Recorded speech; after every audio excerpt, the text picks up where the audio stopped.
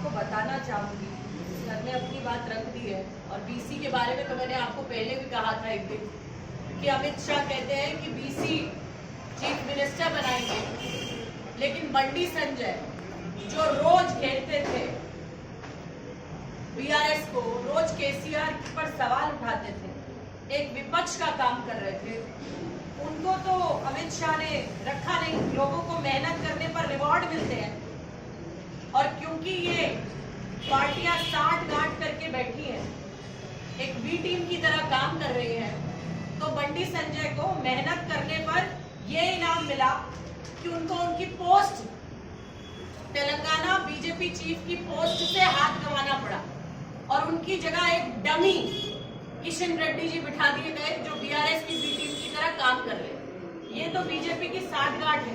तो जिन्होंने एक काम करने वाले व्यक्ति को हटाकर एक डमी बिठा दिया, बीसी आज चीफ मिनिस्टर बनाने की वो बात करते हैं। दूसरा, मैं आपको बताना चाहूंगी कि कांग्रेस पार्टी का खौफ देखिए।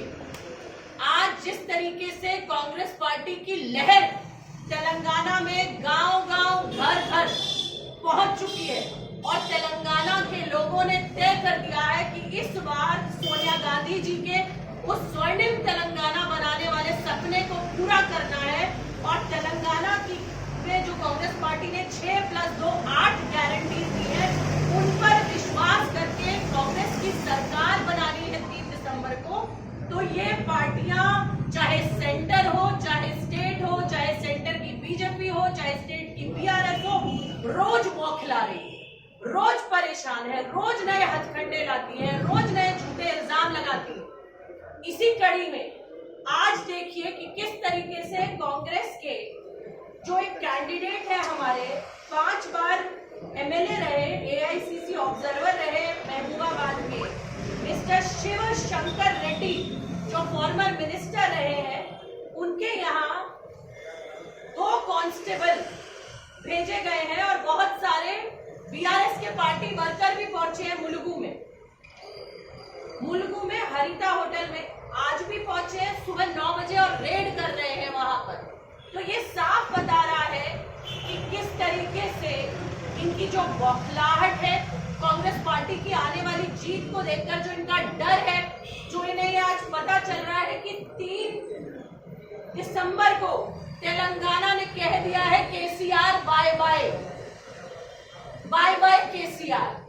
तो ये बाय बाय से इतने डर गए हैं कि पुलिस के इस तरीके के पैतरे नॉन डेमोक्रेटिक तरीके से पावर का इस्तेमाल, मैंने आपको पहले भी कई प्रेस कॉन्फ्रेंसेस में कहा कि पावर, मनी और लिकर, सिर्फ यही 3 चीजें हैं केसीआर के पास, पावर, मनी, लिकर।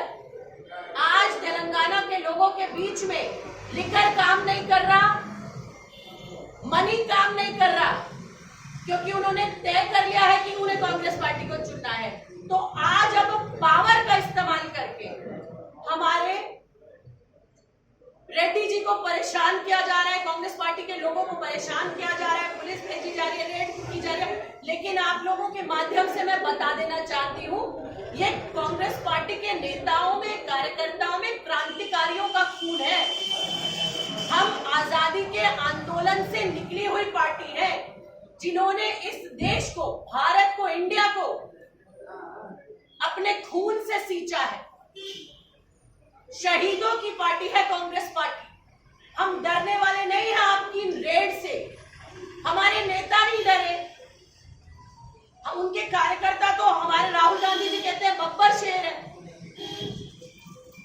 तो बीआरएस और केसीआर जी को मैं बता देना चाहती हूँ कि आप रेड डालिए, आप कुछ डालिए, तेलंगाना में 3 दिसंबर को कांग्रेस की सरकार बनने जा रही है, और हम लोग हर चीज के लिए तैयार हैं, डरेंगे नहीं आपसे, आपको हर चीज का जवाब मिलेगा। आपके रोज जो झूठ आप बोलते हैं, ये स्कैमली, रोज जो स्कैम करती है, sand scam, land scam, liquor scam, अपनी बेटी को बचाने के लिए इन्होंने साठगांठ कर ली है बीजेपी से। अरेस्टिंग होती है दिल्ली के नेताओं की, लेकिन कविता की अरेस्टिंग नहीं होती। ये ईडी और सीबीआई केसीआर और कविता के घर नहीं जाते। बीजेपी के भी सारे ये एक्सटेंडेड डिपार्टमेंट्स, सीबीआई, ईडी, सब कांग्रेस नेताओं के लिए, बीआरएस की पुलिस सब कांग्रेस के नेताओं के लिए। तो कांग्रेस के